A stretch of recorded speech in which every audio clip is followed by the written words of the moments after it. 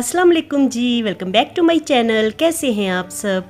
मेरे चैनल में आप सबको खुशामदीद और दुआ है कि सब बिल्कुल खैरियत से हों। तो आज ना इतने महीनों बाद, तकरीबन 3 महीनों के बाद ना मैं इस वक्त सुबह के टाइम पे उठी हूँ। नहीं तो ना मोस्टली ना 10-11 बजे के करीब मैं उठा करती हूँ, लेकिन आज ना इतने दिनों बाद उठे हैं ना तो बड़ा अजीब सा भी लग रहा था और अच्छा भी बड़ा ज़्यादा लग रहा था। तो चलिए जी, बच्चों के स्कूल तो ओपन हो गए हैं और यहाँ पे हनान जा रहा था स्कूल। और इससे पहले ना मुर्तज़ा किया है क्योंकि वो हनान से पहले जाता है। और इनके जाने के बाद ना फिर मैं लेटी, मैं थोड़ी देर के लिए सोई और जैसे ही मैं सोई ना तो थोड़ी देर बाद दूध देने वाले आ गए। तो बस ना इसी तरह से ना मेरा सोना उठना लगा हुआ था आज। फिर मैंने दूध लिया, उसको बॉयल किया, साथ में रीबा को आवाज़ दी। मैंने कहा तुम भी उठ जाओ, हम दोनों ना नाश्ता कर लेते हैं, क्योंकि उन दोनों को ना मैंने आज करवा के भेजा था नाश्ता। तो इस तरह ना ये अब मैंने रूटीन बनाई है छुट्टियों के बाद कि बच्चे स्कूल जाएंगे ना तो स्कूल जाने से पहले लाजमी मैं उनको नाश्ता करवा के भेजूँगी, क्योंकि फिर वहाँ से ना हनान ने अकेडमी चला जाना होता है। और फिर ना सुबह 7:30 का गया हुआ हनान रात को ना अब 6 बजे शाम को आएगा वापस। तो मैंने फिर उसे ना नाश्ता करवाया भी और साथ में लंच दिया भी। और अब ना अरीबा के लिए और अपने लिए मैं बना रही थी नाश्ता। तो साथ में मैंने चाय भी रखी हुई है। मैंने कहा दूध तो बॉयल हुआ ही है ताज़ा, तो चाय भी बना लेते हैं ताज़े दूध की। और बस ये हमारे सैंडविच तैयार हो गए हैं। तो ये मैं ना चिकन पैटीज़ लेके आई थी, बर्गर पैटीज़ होते हैं ये। तो ये मैं लेके आई थी कल रात में ही। तो यही मैं सोच रही थी कि बच्चों ने स्कूल जाना है तो उनको ना यही सैंडविच सुबह बना के दे दूँगी। तो आजकल ना चिकन वैसे इतना ज़्यादा महंगा है ना कि ला के बनाओ ना तब भी वही कॉस्ट पड़ जाती है। तो बाज़ार से बने बनाए मिले हैं ना तो ये भी उसी कीमत पे मिले हैं। तो मैं फिर इसी तरह से ले आई, क्योंकि कल रात में तो ना बनाने का टाइम भी नहीं था। इतनी ज़्यादा ना भाग दौड़ पड़ी हुई थी ना, कहीं पे मैं बच्चों के बैग तैयार कर रही थी, कहीं पे यूनिफॉर्म ठीक कर रही थी, शूज़ मिल नहीं रहे थे, पता नहीं वो कहाँ पे बच्चों ने घुसाए हुए थे। तो ढूंढ ढूंढ के ना इतनी मुश्किलों से मिले। और फिर बाज़ार के भी काम थे, कुछ सौदे वगैरह लेके आने थे और साथ में ये बच्चों के लिए लंच के लिए लेके आना था। तो बस इसी तरह से ना कल रात का जो टाइम था ना तो वो इस तरह मेरा गुजरा है ना, इतनी ज़्यादा भाग दौड़ में तो समझ कुछ आ नहीं रही थी। तो खैर चलिए जी, बच्चों के स्कूल तो हो गए खैर से स्टार्ट और यहाँ पे हमारा भी आज नाश्ता हो रहा है जल्दी। तो बस ना ये देखिए मैंने अपना और रीबा का तैयार कर लिया है। तो साथ में ना ये ब्रेड थी ना, मैंने सारी ही ना टोस्ट करके रख ली है। मैंने कहा चलो बाद में ना मेरी हेल्पर भी आएंगी ना, वो भी चाय के साथ लेती हैं ब्रेड, तो बाकी जो है तो वो उनके लिए मैं रख दूंगी। मैंने टोस्ट इसलिए कर ली थी, मैंने कहा ख़राब ही ना हो जाए कहीं। तो ये थोड़ी सी ना पहले की पड़ी हुई थी तो इसे मैंने ना टोस्ट करके ख़त्म कर लिया।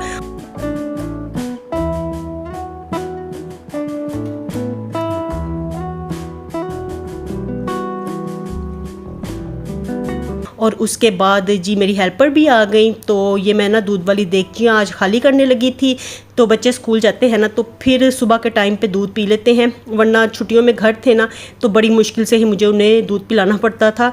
और अब ना मैं यहाँ पे ये साथ में देगचियाँ खाली कर रही थी। और जो ये बलाई वाला दूध होता है नीचे वाला, तो उसका ना मैं दही जमा के रख लूँगी। दही भी ना बस बिल्कुल थोड़ा ही ना घर में पड़ा हुआ है। तो मैं यही कह रही थी, मैंने कहा 1-2 दिन में ना कड़ी बनाऊंगी।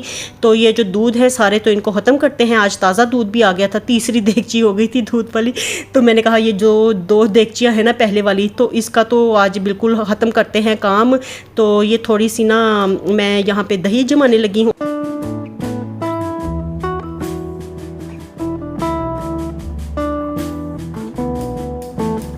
और बाकी ना दूध मैंने ब्लेंडर जग में डाला है तो उसका मैं मिल्क शेक बना लूँगी। तो ये अभी फ़िलहाल जो मैं दूध वो कंटेनर में डाला था ना, उसको मैंने हल्का सा ना नीम गर्म करने के लिए रखा है चूल्हे पे।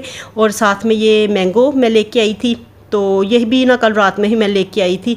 तो अब ना इसका ना मैं मिल्क शेक बना के रख लूँगी।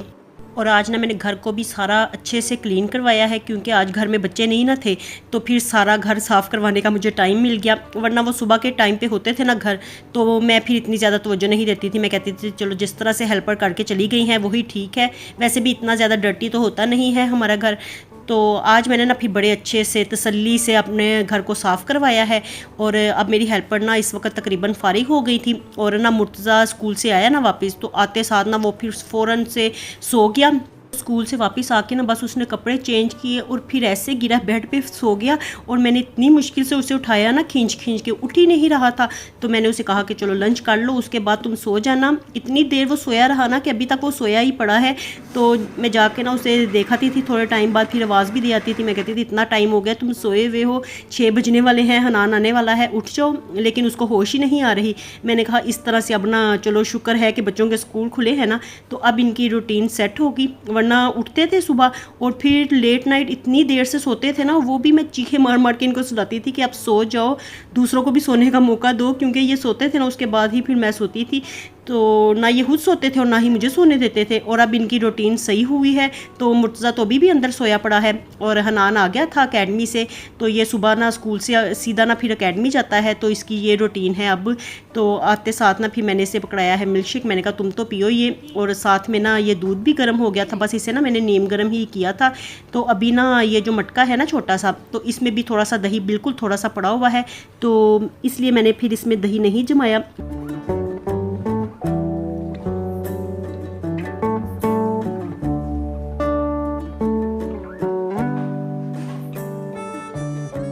और गर्मियों में तो इतनी जल्दी दही बनता है ना कि आप कहीं भी रख दें, चाहे काउंटर टॉप पे ही पड़ा रहे दूध, या आप इसे ना कहीं भी किसी जगह पे भी रख दें, फ़ौरन से ना दही बन जाता है दूध का।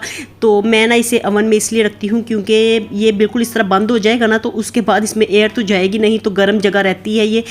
तो फिर यहाँ पे ना सिर्फ 3-4 घंटे लगेंगे और ना दही बन जाएगा। तो चलिए ये मैंने काम कर लिया है। और इसके बाद ना अब मैंने ना काफ़ी दिनों से ना बलाई रखी हुई थी निकाल के फ्रिज में। तो वैसे ना मैं दूध की बलाई इकट्ठी करती हूँ ना, तो फ्रीज़ करती जाती हूँ। तो एक बॉक्स ले लेती हूँ, कोई डब्बा ले लेती हूँ, या इस तरह से कंटेनर ले लेती हूँ। तो मैं ना सारी दही ना फिर फ्रीज़र में ही रखती हूँ कि जब मैंने फिर इसको बनाना होता है ना घी इसका, तो तभी मैं इसे निकाल के एक दिन पहले तो फ्रिज में रखती हूँ। तो कल का ही मैंने निकाल के ना इसे फ्रिज में रखा हुआ था। तो अब घर में ना देसी घी बड़े दिनों का ख़त्म हो हुआ था। कभी मैं सोचती थी कि जाके ले आऊँ, कभी मैं कहती थी घर में निकाल लूँगी। तो गर्मी शदीद होती है ना, किचन का काम करने का तो मेरा बिल्कुल दिल नहीं करता। बस मैं ना समझ लें कि रोते रोते ही किचन का काम करती हूँ, बस खाना वगैरह बनाती हूँ और उसके बाद मेरा दिल नहीं चाहता कि दोबारा से मैं किचन में घुसूँ। तो आज मैंने ना फिर ये दही निकाल के ना मैं उसको ना मदानी उसमें लगा रही थी। और इतनी देर में ना मुझे ख्याल आया कि बच्चों का यूनिफॉर्म भी अब गंदा है, तो अब डेली ना मशीन भी लगा करेगी। क्योंकि बच्चों का यूनिफॉर्म होता है ना, तो 2-2 यूनिफॉर्म हैं बच्चों के पास। तो 2 दिन बाद ना लाजमी मशीन लगा करेगी, बल्कि ना हर दूसरे दिन ही मैं लगाती हूँ।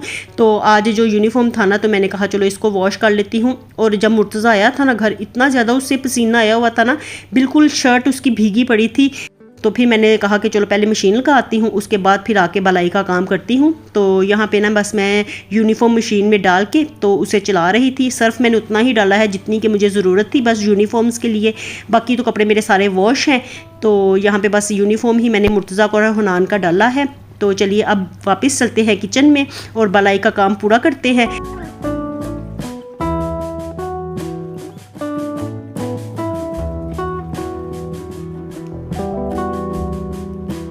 और गर्मियों में ना बलाई का बटर बनाना भी ना बड़ा ज़्यादा आसान होता है। ये हाल ही ना बलाई होती है दूध की, जो कि मैं 15-20 दिन इकट्ठी करती रहती हूँ।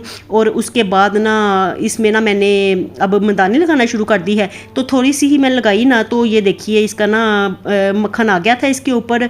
वैसे अगर कभी दही के ऊपर भी हो ना दही की बलाई, तो वो भी मैं इसमें डाल दिया करती हूँ। जो भी बलाई हो ना, तो वो मेरे बच्चे खाते नहीं है ना, तो मुझे खुद भी नहीं अच्छी लगती बलाई। तो मैं इसलिए ना फिर इसे इकट्ठा करती जाती हूँ। और बस इसमें ना अब मैंने कोई लहदा से इसमें जाग नहीं लगाई, तो बस मैंने इसमें थोड़ी सी मदानी लगाई, तो साइड्स पे आ गई थी लस्सी। और इसमें अब मैंने पानी डाल दिया है, तो इसको मैं बस थोड़ा सा टाइम दूंगी। ठंडा पानी मैंने इसमें डाला है, और ठंडा पानी डाल के मैं इसलिए हिला रही हूँ कि सारा मक्खन ना इकट्ठा हो जाएगा। और जैसे ही फिर ये इकट्ठा होगा, तो मैं इससे ना लस्सी में से मक्खन को निकाल लूँगी। और फिर बाद में उसका देसी घी बना लूँगी, उसे चूल्हे पे रख दूँगी हल्की आंच पे, लो फ्लेम पे वो पकता रहेगा। और फिर पक के तो उसका घी बन जाएगा। तो इतना सिंपल होता है बलाई में से देसी घी निकालना। तो पहले मुझे ना जब मेरी शादी नहीं ना हुई थी तो मुझे निकालना नहीं आया करता था, तो मेरी ना नानी माँ निकाला करती थी, तो मैं बड़ी हैरान होती थी कि देसी घी निकाल लेती हैं, पता नहीं ये किस तरह से निकालती हैं। लेकिन अब तो ना हर मंथ में ना मैं भी निकाला करती हूँ, तकरीबन 15-20 दिन के बाद ना लाजमी मैं बटर का देसी घी बनाया करती हूँ। तो ये देखिए जी, सारा बटर हो गया था इकट्ठा, तो अब मैं इसे निकाल लूँगी। और ये लस्सी ना आज मैंने ना देनी है अपनी हेल्पर को कल, तो वो मुझे ना आज स्पेशली कह के गई हैं कि आपने ना ये लस्सी ना वेस्ट नहीं करनी, आपने खुद भी नहीं इस्तेमाल करनी, मुझे देनी है। तो मैंने इसकी ना कड़ी बनानी है, तो इसलिए ना मैंने ये सारी लस्सी ना उनके लिए सेव करनी है। तो ये देखिए, ये मैंने बाउल में ना शॉपिंग बैग चढ़ा लिया है और इसमें ना डाल के ना मैं लस्सी को ना रखने लगी हूँ, फ्रीज़ कर दूँगी। तो फिर कल वो आएंगी ना तो वो ले जाएंगी। और वैसे तो ना ये मैं खुद भी इस्तेमाल करती हूँ, इसकी मैं कड़ी बनाया करती हूँ, वेस्ट इसे मैंने कभी भी नहीं किया। तो ये बिल्कुल ना फ्रेश ही होती है लस्सी, तो इसकी ना कड़ी बड़ी मज़ेदार बनती है। तो आज तो मैं उनको दूंगी, मैंने तो अपने लिए दही जमने के लिए रख दिया है, तो मैं भी 1-2 दिनों में बनाऊंगी कड़ी। मेरा भी बड़ा ज़्यादा दिल चाह रहा है कड़ी खाने को। तो चलिए जी, इसको मैं फ्रीज़ कर देती हूँ।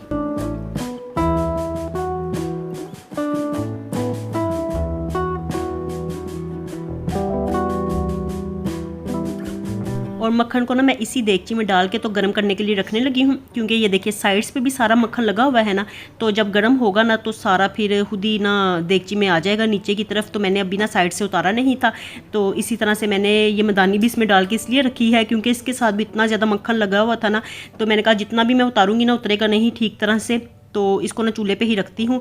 तो चलिए जी, ये तो अब इसे तो पकते हुए काफ़ी ज़्यादा टाइम लगेगा, इसे स्लो आंच पे पकता रहेगा। और अब देखिए जी, घी बन गया है, तो बड़ी देर ये पका। अब ये तकरीबन आधी रात का टाइम है, तो काफ़ी देर ये पकता रहा। तो उतनी देर में हम लोगों ने डिनर भी बनाया, खाया भी, इतना काम किया, और उसके बाद मुर्जा को मैंने पढ़ाया भी। और फिर अब ना मुझे ख्याल आया कि मैंने वीडियो का तो एंड किया ही नहीं था, तो घी मैंने निकालने के लिए रखा हुआ था और वही मैंने आपको अपडेट करना था कि कितना घी निकला है। तो देखिए, ये ना तकरीबन 1 किलो का होता है जार, ये जो बाज़ार से मिलता है ना, तो इतना ही घी मेरा इस दफ़ा निकला है। तो ये ना देगची ज़रूर लाजमी ख़राब हुआ करती है, क्योंकि स्लो आंच पे भी रखा हो ना, बार बार अगर इसमें चम्मच लगाते रहो तो फिर ये ना पनीर जो होता है तो फिर ये नहीं लगता नीचे। लेकिन मैं इसको रख के ना फिर चली गई थी अंदर कमरे में, तो घी तो मेरा तैयार हो गया। देखिए कितना भर के जार माशाल्लाह से निकल आया है। तो अब इसे ना मैं फ्रिज में रख दूंगी ताकि ये जम जाए। ठंडा इस वक्त ये बिल्कुल हो गया हुआ है, तो घी भी बड़ा अच्छा निकला है। इसकी ओरिजिनल जो शक्ल होगी ना कल जमे हुए घी की, तो मैं आपको कल दिखाऊंगी, कल के व्लॉग में। तो चलिए जी, यहीं तक था मेरा आज का व्लॉग। आपसे मैं लेती हूँ इजाज़त, मिलूंगी नए व्लॉग के साथ। खुश रहिए जी, आबाद रहिए, अपना बहुत सा ख्याल रखिएगा। अल्लाह हाफिज़।